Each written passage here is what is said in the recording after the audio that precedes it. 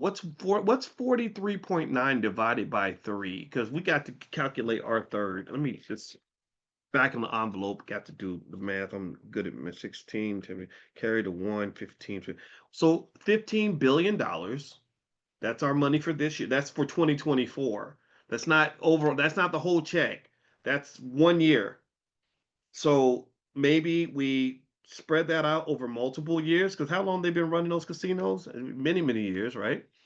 So what we talking about? Maybe 150 billion, 200 billion dollars.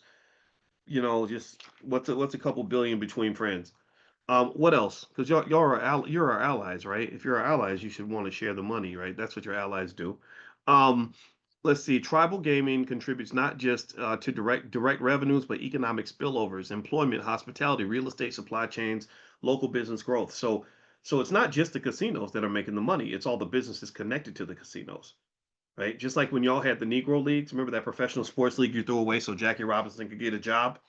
Because you wanted one Negro to get employment, so you threw away a whole industry. You tossed out thousands of businesses because you wanted to celebrate one Negro getting a job. And now you know why I get so angry when we sit around and celebrate symbolism when we ain't got no substance to back it up. Well, they've got a whole bunch of Negro leagues. They got 532 casinos. I'm rubbing my hands like Birdman because this is a lot of money. I'm not done yet. If you keep going, let's see here. There is the broader economic impact.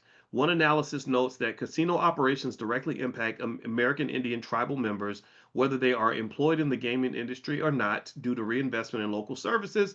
And let's see, in 2022, the U.S. casino gaming industry supported $329 billion of economic activity. That's a little less than half a trillion.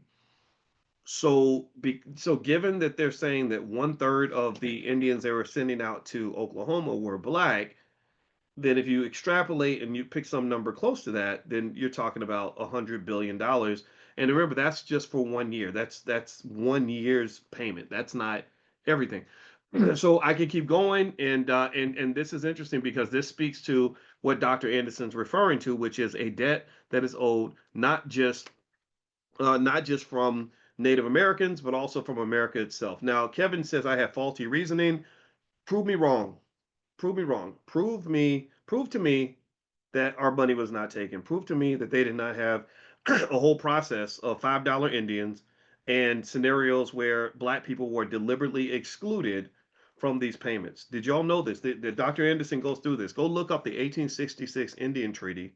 Go look up his lawsuit that he has filed that against the federal government that's been in action for many years. Kevin, send me an email. I'd like to see your. I want to respect your word. So email support@theblackbusinessschool.com. Lay it out in bullet points, and so I can scan through it quickly, and I will lay those points out. So let's keep reading. Dr. Anderson says, let's see, okay, we talked about 1830. In 1920, white women received the right to vote, but black women were not included. They received voting rights with all blacks when voting laws were enacted half a century late. In 1996, the federal affirmative action set aside policy at the U.S. Small Business Administration was modified to exclude blacks and replace them with preferences for women and Indians. That's 1996. That's when affirmative action stopped being effective. All right, next. Black men pretended to be an Indian. While many blacks found comfort in proclaiming how much Indian blood they had in their veins, in one instance, a black even passed himself off as a full blooded Indian. Tony Simpson, a humble Louisiana Negro, posing as Prince Antonio Apache of Arizona, became the social darling of the elite of New York and Philadelphia in 1903. Among those who feted him in their drawing rooms or at the Metropolitan Opera were Mr. and Mrs. Jacob Astor, John Jacob Astor. The Astors had a lot of money. They were a very wealthy family in the Gilded Age. However, let's see, Mrs. Howard Gould and Mrs. John R. Drexel. Those are all wealthy families. Even President Theodore Roosevelt was taken by Simpson. The president consulted Prince Apache several times on Indian affairs at the White House. That's funny.